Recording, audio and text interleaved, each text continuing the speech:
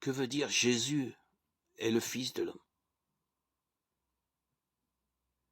Jésus est appelé Fils de l'homme 88 fois dans le Nouveau Testament. Cette expression est d'abord une référence à la prophétie de Daniel en Daniel 7, 13, 14. Pendant que je regardais dans mes visions nocturnes, quelqu'un qui ressemblait à un fils de l'homme est venu avec les nuées du ciel. Il s'est avancé vers l'Ancien des jours et on l'a fait approcher de lui. On lui a donné la domination, la gloire et le règne. Et tous les peuples, les nations et les hommes de toute langue l'ont servi. Sa domination est une domination éternelle qui ne cessera pas et son royaume ne sera jamais détruit.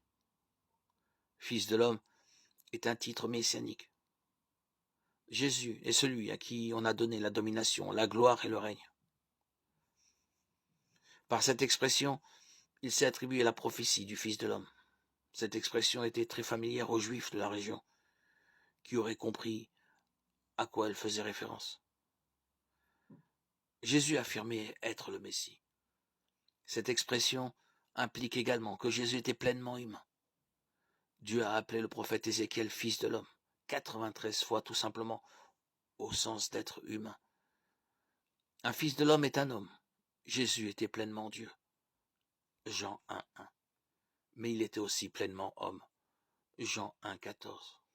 1 Jean 4,2 nous dit « Voici comment identifier l'Esprit de Dieu.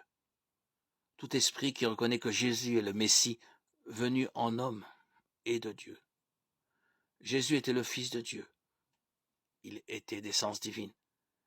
Mais il était aussi le Fils de l'homme, d'essence humaine.